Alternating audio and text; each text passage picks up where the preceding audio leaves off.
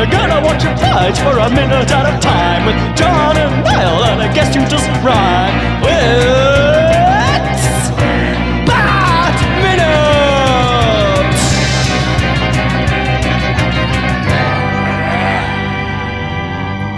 Minute! Attention, citizens of fair Gotham, and welcome back to Bat Minute Forever, the show that delivers creamy, dreamy podcast goodness. I am one of your hosts, John Parker. No, I'm the host. I'm Niall McGowan. God damn it. Or is our special guest, in fact, the host, thus spinning all of our brains out? We are joined once again by returning guests for the 5,000th time in the best possible way. We have the other voice of Bat Minute now, I guess. You might as well. Stephanie Palacino. Yes. Hi, guys. You're gonna take the show out from under us. Oh, you never know. I could be pretty sneaky, I've been told by people who are angry at me and send me messages saying what a jerk I am. Oh, well, this is a minute 53, and the minute starts with sugar and spice and everything nice, and it ends with the emergence of a new villain. This is a big ass minute. This thing. There's like so much to potentially delve into. I will say this. I actually was really hungry watching this. I'm like, you know what? Both of those meals sound delicious. I get it. I'm a vegetarian, so I wouldn't eat the meat that we're going to get to, but, if I did still eat meat, I'd be tempted. I will say this, see, what I miss about being in the UK is that there's no good game meat in the US. We just don't do, like, pheasant and venison in the same way. I mean, you do, but it's, like, expensive and hard to find, whereas I can just buy venison at Tesco, Yeah, it's quite readily available now, actually, but that's still quite new to us. Like, the fact that that's not just on sale in a fancy restaurant is like, what? Venison in Tesco? Whoa, I'm buying it. I used to always buy venison for when I was watching Hannibal every week. Yeah. It was like, if it's like a fancier meat, I'll get in some venison when Hannibal is on. But anyway, yeah, we are back here with Two-Face in his lair. He's angry because Batman's driving them insane. I just gotta say, though, like, for the most part, the makeup looks great in Two-Face, but around the eyeball, there's always something up. Like, it just doesn't look like they put enough on. You can still see the real flesh of Tommy Lee Jones eking out from under that pink makeup. It's just so like I don't think I noticed it when I was a kid, because again, VHS tapes, you aren't going to pick up on that. But No. Now, just looking at it, it's like, oh man, they really should have. I can imagine even Joel Schumacher like looking back in this for like the commentary or something, been like, oh crap, we should. And this is the most minor thing ever, but I don't like that on that side he's still got eyelashes. You can see them now. Okay, I know it might be difficult to hide them back then, and B, again, VHS and whatnot, nobody's gonna see it. But now it's digital, and now we all see it. Now we see We can't unsee it. Like, you can't unsee the fact that in the Lion King remake, the animals have no balls. I know, if you're gonna pretend it's a live action movie, which is what they kept calling it, give the lions balls. God damn it! Have the balls to give those lion balls. Hashtag balls for balls. But would you have preferred had his eyelashes been purple, John? Had they gone the full hog of it, like, no, his hair is purple, so therefore his eyelashes also have to be purple. I think either do that, which you could do some mascara, yeah, do that. Or, I mean, really, I think the acid would burn them off. But I don't know, I mean, do they really want to spend time and effort back in the 90s CGing someone's eyelashes off? Nah, that would have taken forever. The budget of the movie would have gone up like 5-fold just for that. But, well, as we discovered recently, if you want to CGI someone's mustache off, that's expensive. And also doesn't look quite right. No. It's like, whoa. Okay, I love the fact that Henry Cavill got The Witcher. You know what? Have you guys watched The Witcher? I am about to watch tonight the final episode. Well, I couldn't tell if it was like the worst thing I've ever seen or the best. It was totally like right in that line. I'm like, this is terrible. This is literally terrible. It kind of knows it's stupid, which is great. Yeah, but it's also like great that they just went along with it. It's like, woo, screw it, we're just going this way, full hog. It reminds me of a Kevin Sorbo version of Hercules and Xena. It has totally. It has that feel that like, screw it, who cares? We'll do what we want. It's even got like kind of the clear pitch too. It's like, what is this show? It's like it's hot people having sex. Yeah. And there's like dragons and shit. saying Like, fuck.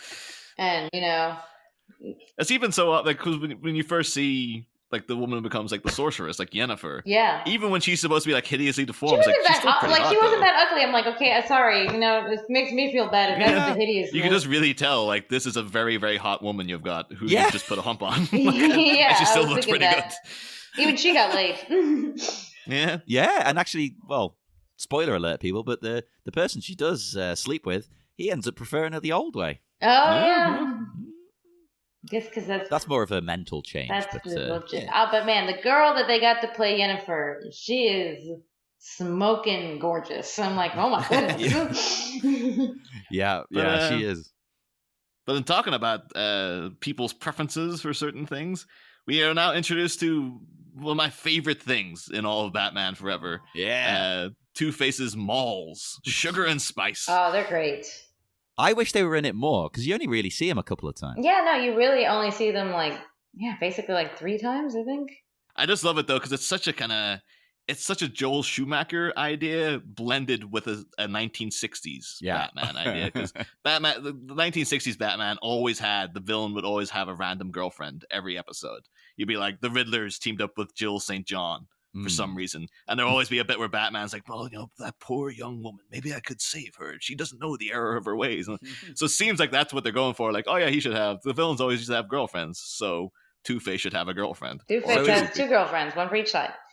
So is Sugar the one that Batman would be like, oh, that poor young girl? Well, we did discuss that you said she's 19, Drew Barrymore in this scene. Yeah, at this point, Drew Barrymore's 19 in this. It's so weird, too, because, like, I didn't realize Drew Barrymore's only 44 now, but it's one of those things because she's been famous forever.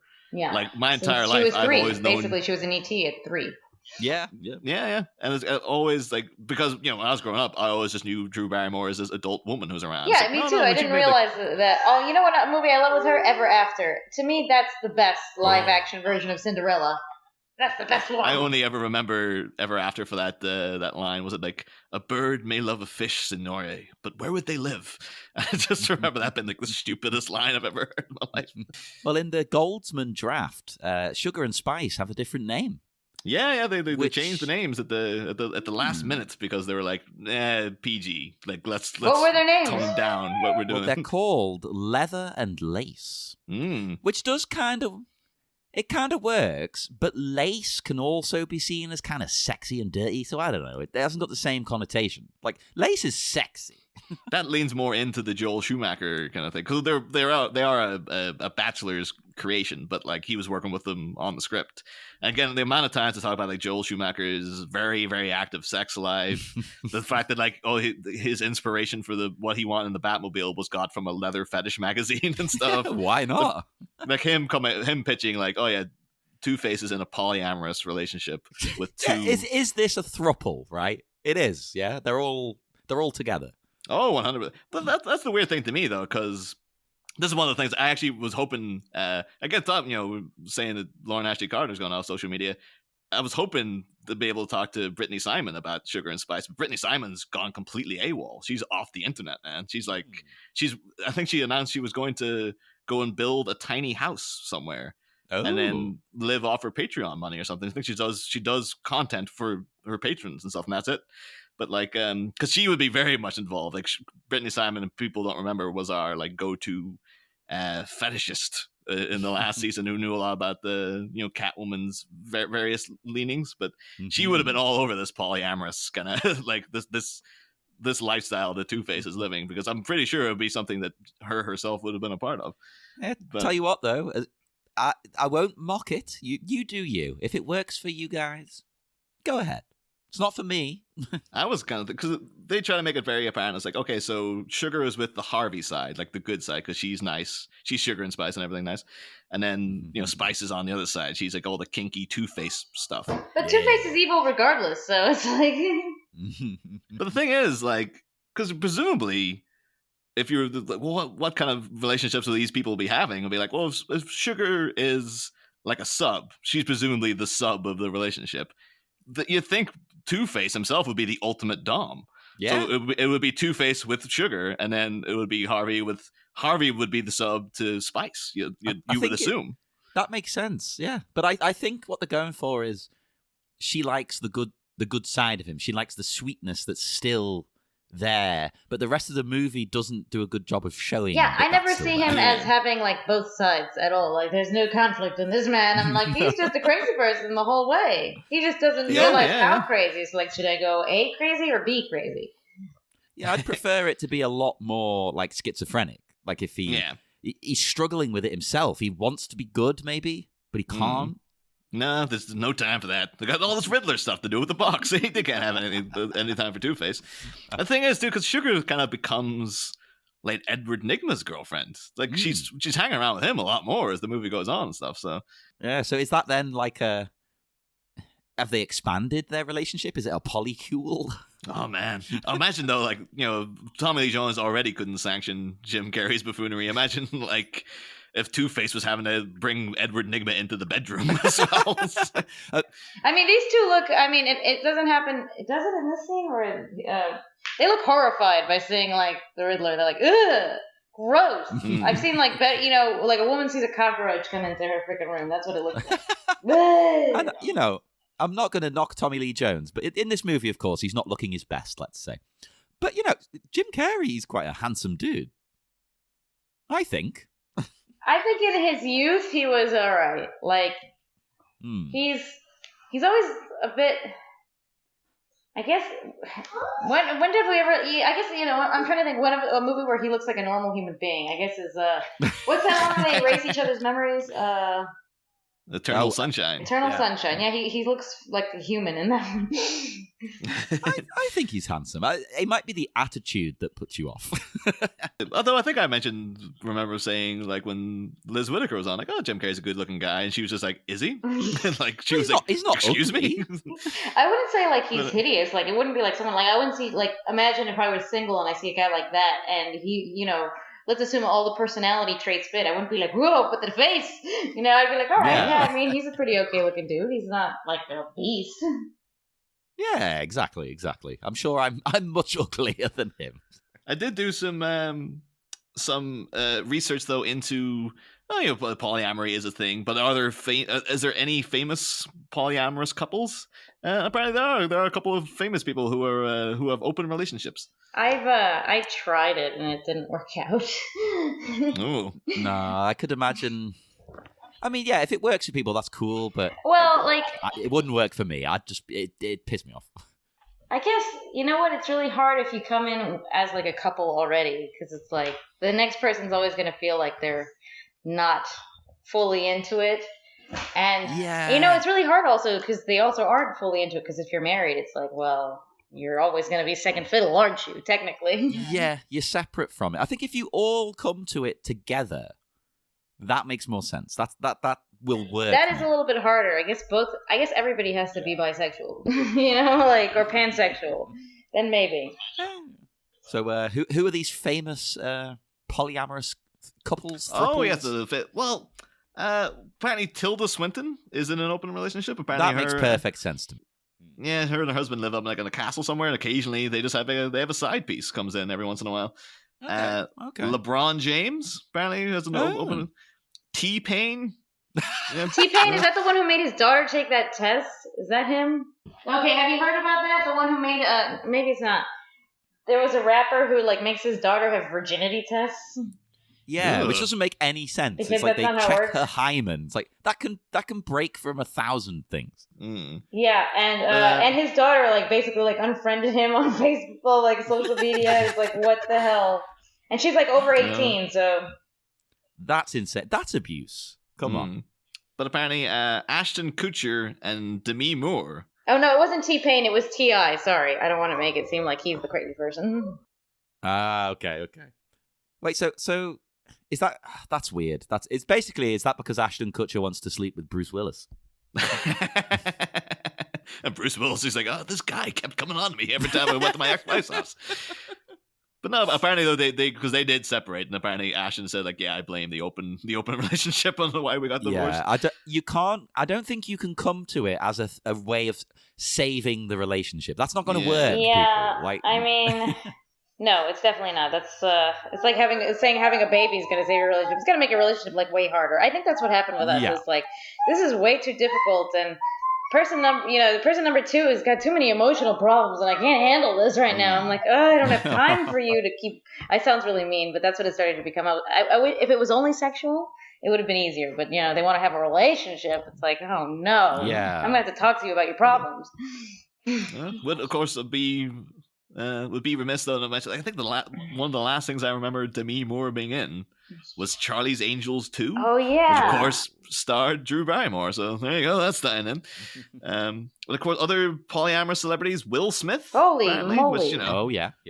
Not knowing that, I'm like, maybe I could try my luck with Will Smith. You never know. But, maybe. What's his type?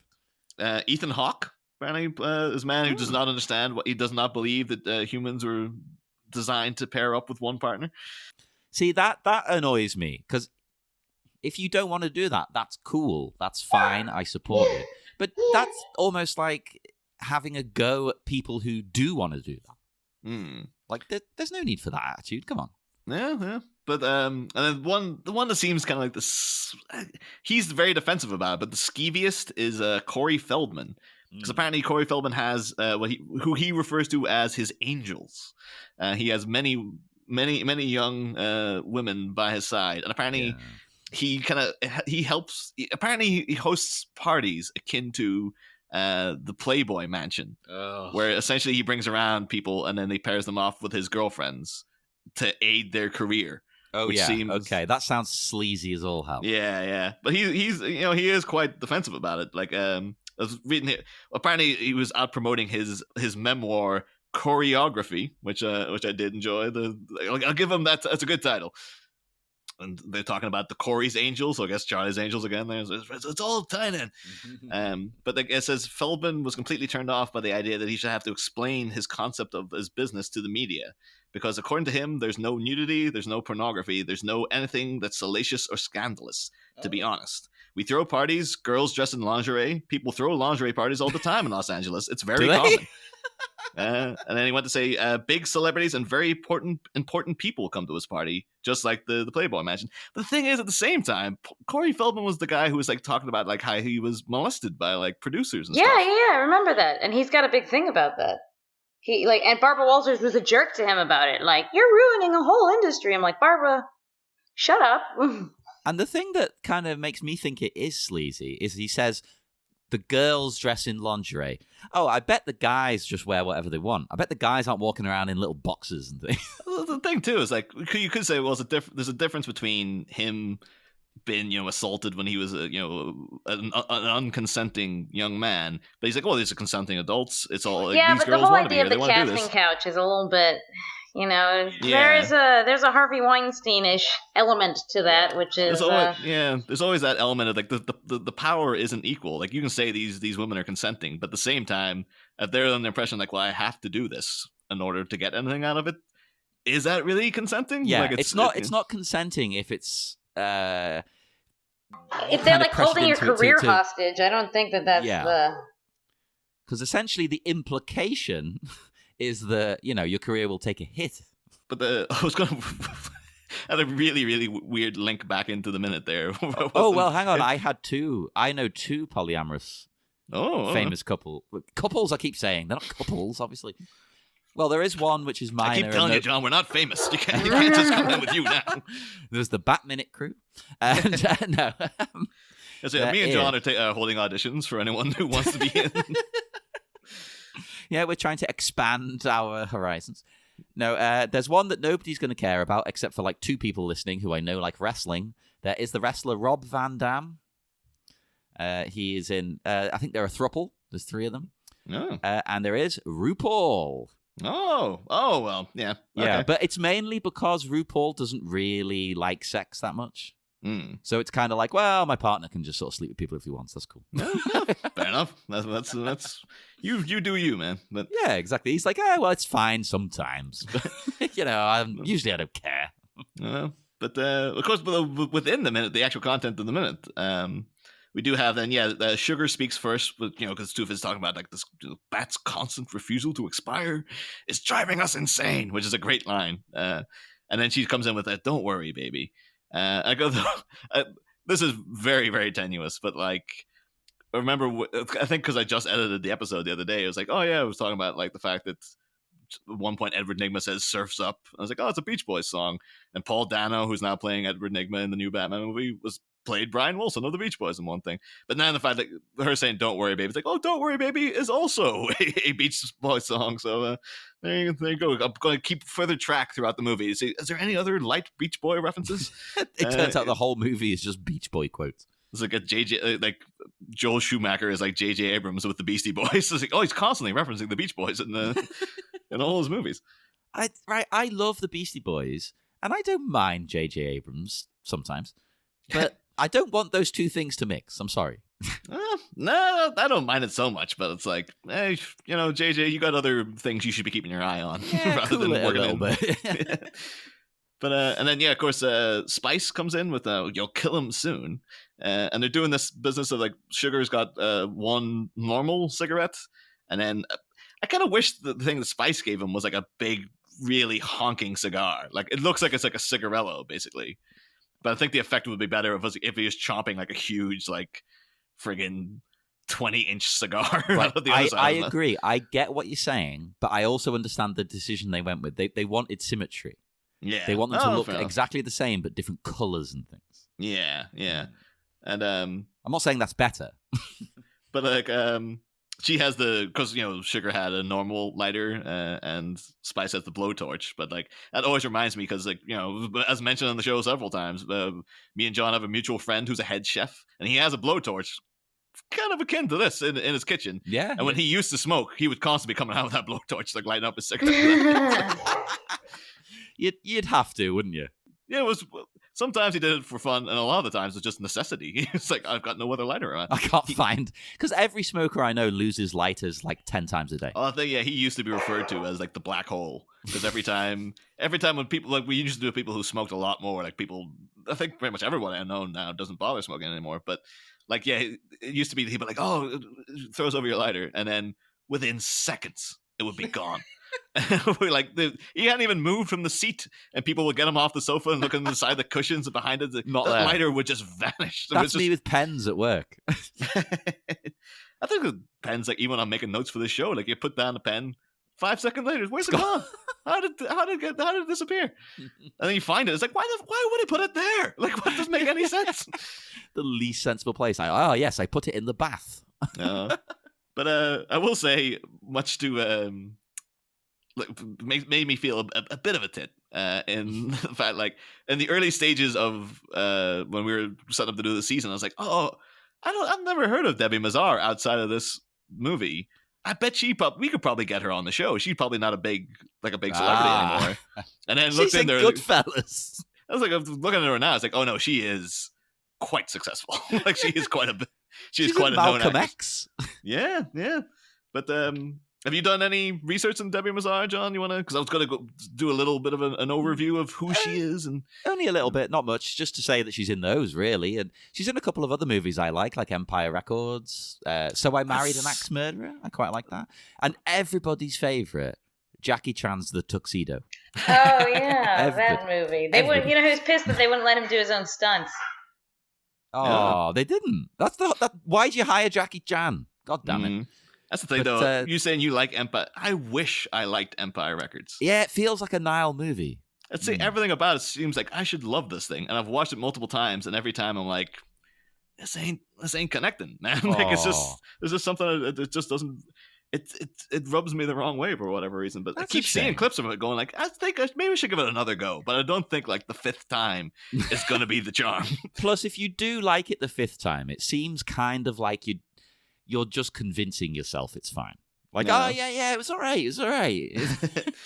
But the only other thing I had was that I quite like this factoid. In 2007, she was interviewed by a TV show, The View, and she stated that she was really depressed when she found out, after being cast in this, that Tommy Lee Jones is playing Two-Face, not Billy D. Williams. Oh. I would have also liked Billy D. Williams. Hell That'd yeah. you find out that she was actually Spice's scripted to have way more scenes with Debbie Mazar. I was like, you know what?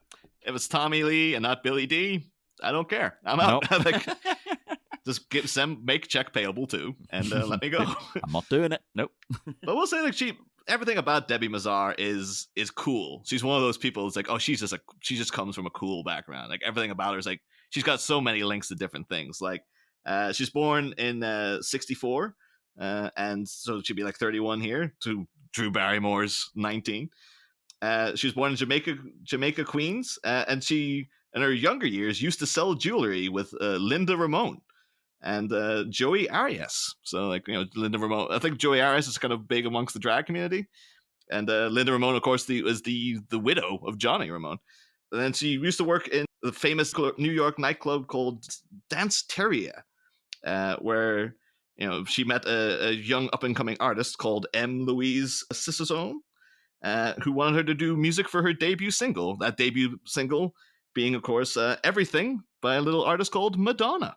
Yeah, and she has since appeared in 5 Madonna music videos. She's in the video for Papa Don't Preach, which I went and looked, and yeah, she's in the video for it. She's knocking around at one point.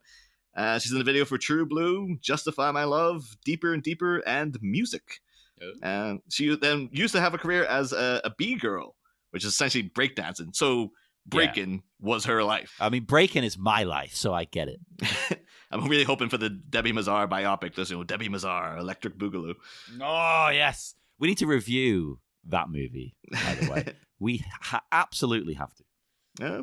But then she, I said everything, Everybody is Madonna's debut single. My mistake. Oh, yeah. But then she, then in working with and being close friends with Madonna, she did the makeup design for the David Mamet play Speed the Plow, when Madonna was appearing in that on Broadway with Joe Mantegna. And through that, she's like, I could get into acting. And then she did get into acting in a big bad way. She was, of course, as you mentioned, John, she's in Goodfellas. She plays Sandy. She's Henry Hill's mistress towards the end when everything's turning bad for him. She features in the Gimme Shelter scene. If you're watching a Scorsese movie and you're waiting for Gimme Shelter, she's in the scene where it's played. She's the one doing all the coke with him, basically. She's in The Doors, of course, with Val Kilmer. And yeah, just everything's connected. She was in Little Man Tate, which was the movie that Jodie Foster turned down the role of Catwoman to go make. So there you go, everything's connected in that. And yeah, of course, yeah, Jungle Fever, Singles, Beethoven 2, she's the villain in that, Bullets Over Broadway, Trees Lounge with the excellent movie with Steve Buscemi and Chloe Sevigny. And then she also played the wife of Bodie Elfman character in Collateral. Bodie Elfman, of course, is the son of Richard Elfman, who is the brother of Danny Elfman. Oh. So there you go. Everything's connected. See, as soon as you said Bodie, all I could think of was Bodie Rook. I'm the pilot. Bodie for me is instantly Point Break. It's like, Bodie, man. Like, yeah, true. He's Bodie, isn't he, as well? You can't live in a cage, Johnny. Never tease that door, because I'm just going to want to talk about Point Break for the next 5 hours if we go down that route. And you can hear us both talking about Point Break over on Point Break Minutes. Of course. Yeah. Very happy to be on there. But apparently Debbie Mazar is very into, ironically enough and appropriately enough, very into cooking. She's appeared on several scripted and reality TV shows about cooking. One called Extra Virgin, which I'm assuming is supposed to be some sort of double entendre or something. But yeah, because then, it's talking about food, Sugar and Spice then show the dinner they have prepared for Two-Face here. I'm not going to lie, much like we had Vichyssoise last season, I was tempted to see if I could get our friend Dave to make any of these things. Oh, we should have. He was not forthcoming. They sound delicious. Did he have a bad experience with the Vichyssoise? I think he had a bad experience with me and quail, because when I used to live with him around when There Will Be Blood came out, me and our mutual friend Burns used to constantly quote the whole, I'm hunting for quail, and all this. We're constantly going on about quail. Like, what's quail like? I've never had quail. We go hunting for quail. And the thing is, he eventually made us quail just to shut us up. It's like, here you go. Here's your goddamn quail. Now shut up about it. And did you like it? I believe it was quite good, yeah. I think it might have been part of... he also made, at one point, a flock roast, which is like 6 birds stuffed inside each other. Oh, that one. Yeah. Yeah, so I'm pretty sure there was quail involved in that as well. But I like quail eggs because I'm not a vegan, so I eat those. no, so yeah, because I'm not a big egg guy though. But this does sound like a good dinner they got here. This sparkling champagne, smoked salmon with itty bitty quail eggs, and a creamy, dreamy lemon soufflé. That sounds freaking epic. Yeah. I once got the soufflé at the Ritz. I went to the Ritz. I did tea at the Ritz, afternoon tea, for my birthday. Yeah, that's just exactly what I thought. Okay, it's you're paying for the name the Ritz because it's not like the best thing you're gonna have. No, it's good. Like, it's fancy. It was a nice soufflé. But you had to wait 20 minutes for it as well. Ah, yes, I remember that. All the waiters at the Ritz as well were French, or they were pretending to be. I don't know. Oh yeah. I did like sometimes they do like dinner and dancing, like you can dance. And I did that once, and I have a funny story for that. Which is this is right when I got Cashew, my dog, and anyway. What I didn't realize, excuse the toddler noise, is that Cashew liked to eat the crotch out of my underwear. Ooh. Yeah, and so I'd wash them, put them away, having not realized they're completely missing the crotch. So I was in a hurry because we had to catch the train from Brighton to London and then go up to the Ritz. I'm dressed, I'm like ready to go, and I like quickly just slap on some underwear, and I thought to myself, like, wow, these feel kind of strange. Sure enough, when I go to use the bathroom while I'm on the train, I'm like, oh my god, they're missing the crotch. Don't bend down, dear. Stephanie. Don't do anything. Oh, did it end up okay? Yeah, I mean, it did end up okay. I didn't have any incidents. But I do remember being there at the Ritz, and I'll never forget that because it was just such a bizarre event. So I'm there. Basti was like, I think we were doing coat check-in. So Basti was checking in the coats, and I was just kind of standing around. And this man, like straight out of Downton Abbey type guy, like, oh, you know when they speak with that, God, it's like, it sounds like a cartoon. Like, people don't really speak like this. Oh, hello there, young lady. You know, one of these. Everything was so cheesy. Like when they brought the food out, it was underneath those little, what do you call them? You know, those metal things that go over food. The covers. Yeah, and they all the waiters pulled it all off in sync and just went, voila. I was like, oh, come on. Yeah, no, I got that feeling. Well, this guy who was standing by coat check-in was not working there. He was a guest, I assumed. No, he was a guest because he told me.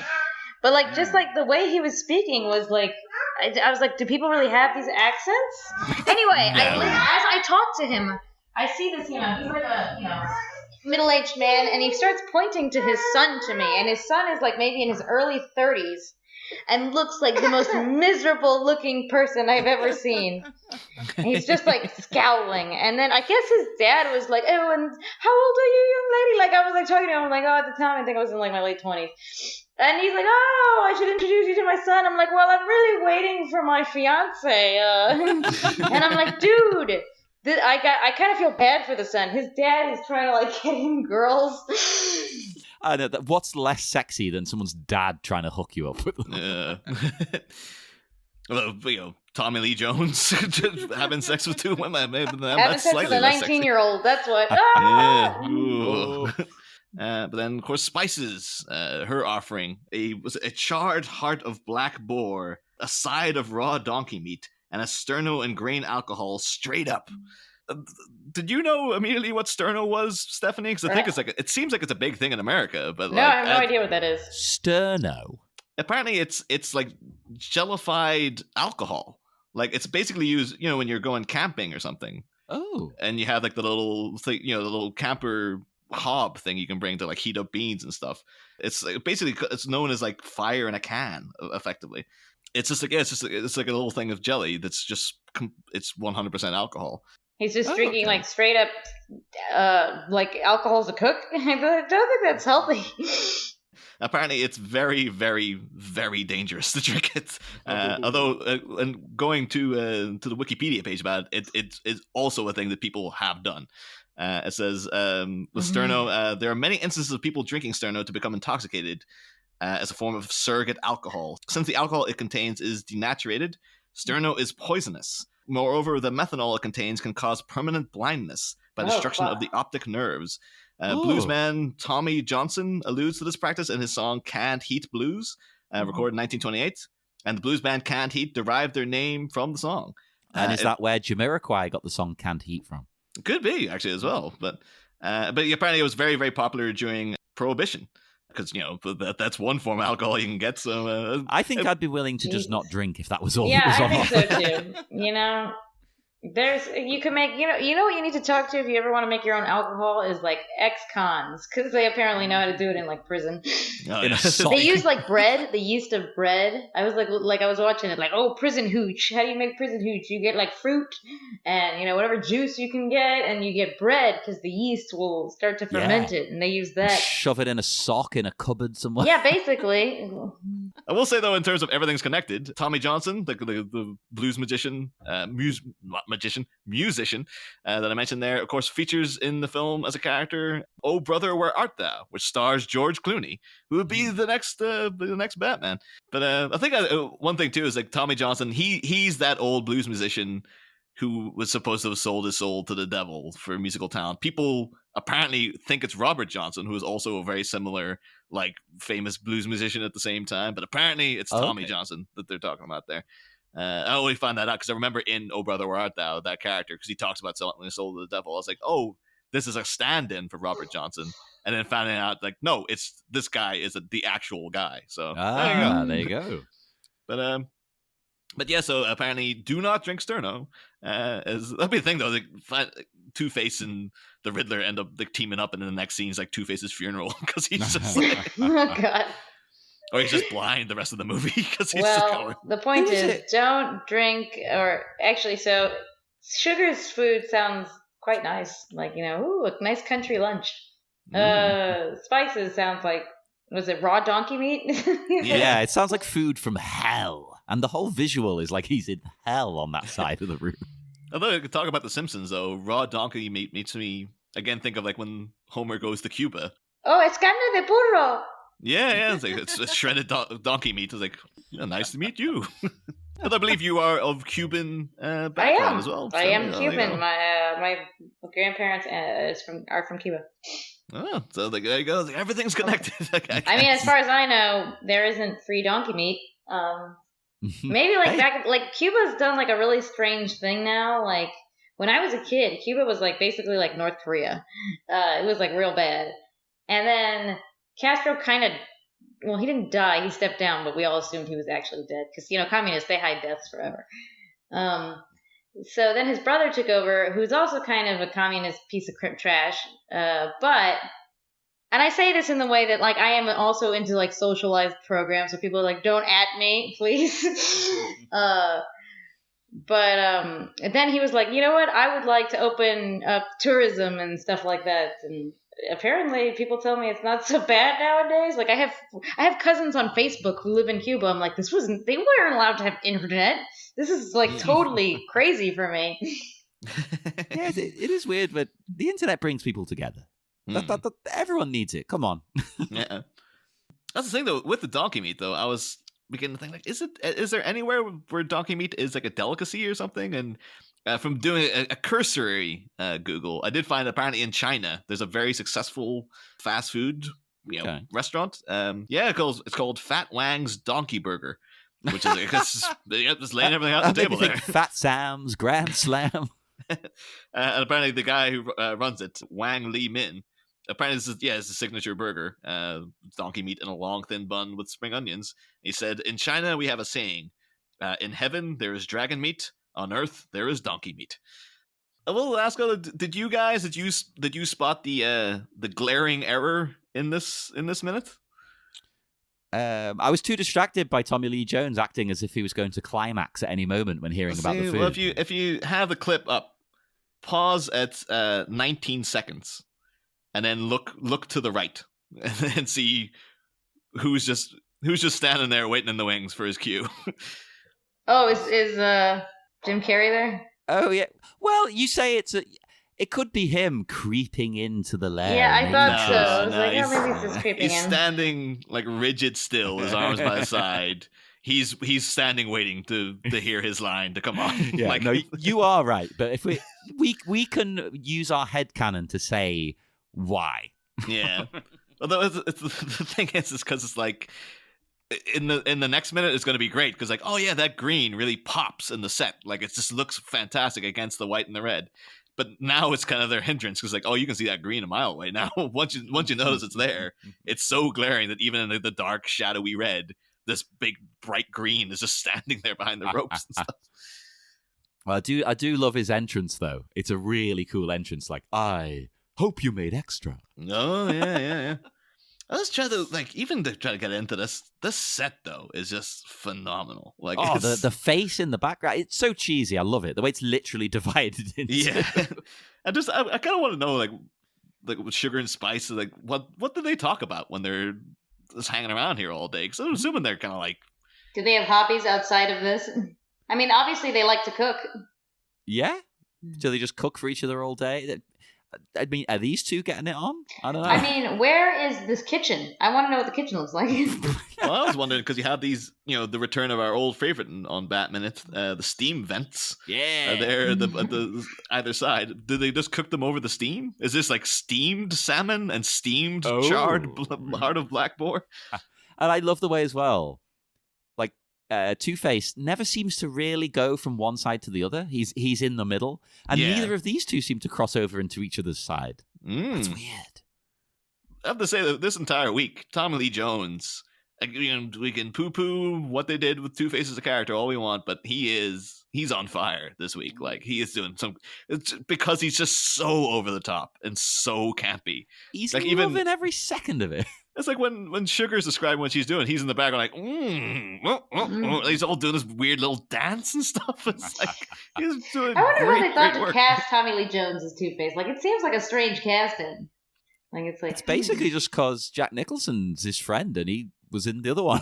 I think it was just like Joel Schumacher had just worked with him on The Client. So he's just like, hey, Tommy, you're here. Did you, he worked with... I don't know, like Chris Sarandon on The Client. It would have been Chris Sarandon as I could imagine. You know who I could imagine on this? Speaking of Tommy Lee Jones, also was with Tommy Lee Jones. Harrison Ford would have made a good Two-Face. Oh, that would have been a good one. And he's a similar kind of actor. Yeah, the thing is, I thought Tommy Lee Jones was a little old to be Two-Face, just a little bit. Yeah. I mean, compared to the usual portrayals, definitely. Yeah, that's what I mean. I don't mean like he's old as in he's old in general. I'm just saying like for this character, because he was supposed to be friends with Bruce Wayne and stuff. Yeah. Although he's one of those guys who's always looked old. He could be 20. It's true. He has always looked old. I have never seen him look young, actually. No. I love as well, as I say, with the Riddler's entrance, right? It actually, I mean, he's doing that Ace Ventura voice. That I hope you made extra. But, like, it's actually really good for the character because it shows you instantly, he's changed. Like, this guy, he's turned a corner. Yeah. It's much more... He is now himself. He's reached his full potential, I guess. Full carry, baby. Yeah. Just like... It is a really great intro. This movie does know how to do good intros to characters because like Batman first shows up with the Batmobile. That's pretty awesome. The intro to Two-Face, the close up of the flipping coin and stuff, like that was great. Like now, just a Riddler appearing in the background and just kind of still slightly in the shadows as he's first talking and stuff. Oh, and that cool stance he does with the cane as well, and holds for a second for no reason. I would love to be able to whirl a cane like that. I can't do that crap. My wrist just doesn't have the ability. I'll hit myself with it. He'll have had to practice for ages to do this. Yeah, it's a real comics accurate stance as well too. That guy he literally looks like that's a cartoon someone's drawn. I will say this, as cheesy as this movie is, I think Jim Carrey's Riddler is pretty correct. Like in my head I'm like, yeah, that makes sense. Yeah. His portrayal, I mean, maybe some of the choices with the character aren't spot on, but that's not his fault. He's doing it great. I don't think for everything they asked him to do, he delivers 100%. Like they wanted Jim Carrey to play the Riddler, and we get Jim Carrey in full flight Jim Carrey mode playing the Riddler. Definitely. There's a bit here as well in the Goldsman draft again, where Spice, called Leather in that draft, it gets a bit dark actually, because she enjoys getting slapped around by Two-Face, and he actually like starts hitting her and things in this scene. And maybe that was too sexual. Like there's sexual elements to this movie, but that's getting a bit like we're gonna have to explain BDSM for the kids, And McDonald's will. This would be the lingering, like standing next to Jim Carrey in the wings is like a representative of McDonald's going, nope. Is it Two-Face beating up his girlfriend and she likes it? Nope, not in this movie. No, it's a bit weird. What's her name? Leather and Lace. Nah, goddamn chance. Get it out. Get it out.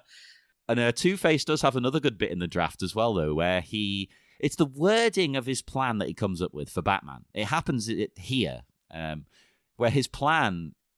The Riddler presents his plan, and Two-Face agrees. He's like, hell, why wait? Rupture his organs, shatter his spine, still have time for a late dinner. Well, the dinner's ready now, Two-Face. Jesus Christ, these women have been working on it all day. Yeah, you don't want to leave that boar cooking. Yeah. It's like, it's already charred. Like, by the time you get back, it's going to be a lump of coal, for Christ's sake. I do. There is one thing in the Bachelor draft, though, like a little... But yeah, not quite as severe as Two-Face actually like striking Spice, but they do have a nice little kinky back and forth where Two-Face comes over to her and just says trollop, and then she says scold me again. And he says no, and then she just says sadist, and it's like she wants to be scolded. Oh yeah. I like that though, because that's very Addams Family-esque almost in a weird way of like Gomez and Morticia. But yeah, like that's kind of like, there's so much with the set and stuff we can get into, but like we can talk about. We'll be here for like the next 2 weeks basically in Two-Face's hideout, so we can get all that stuff later. Is there anything else about this particular minute you guys want to bring up, or it made me hungry. Yeah, we're gonna go and eat, everybody. We're gonna leave to go and snack some more, and I would like some tiny baby quail eggs and some smoked salmon. Well, we're gonna have those. And we're gonna mull over the riddle some more, because I still can't figure that out. Oh yeah. So come send us a message. Facebook, Twitter, Instagram, all that nonsense. Buy a shirt on TeePublic. That's the nicest thing you can do for us, everybody. Yeah. Well, and also go to Patreon. That's probably the best, because you get even more out of that. There is a Patreon level where you do get a T-shirt as well as giving us money. So it's like doubly helpful. Do that, everybody. Or you can get a shirt of me and John as Sugar and Spice. As Sugar and Spice, yeah. That's our logo this season. You can get us a Sugar and Spice on a cushion and sit on our faces. So do that, and we will see you again on Friday for more Bat Minute Forever. Next time, Holy Villainous Visit. Two-Face's rage reaches the roof like an infamous fiddler as he and we are introduced to a rascal named the Riddler. But as the newly crowned King of Quizzes is confronted with a Colt 45's might, will a pitch to perish a dark night soon set things right? Find out Friday, same Bat Pod, different Bat Minute. Ba-da-da, ba-da-da-da-da-da-da.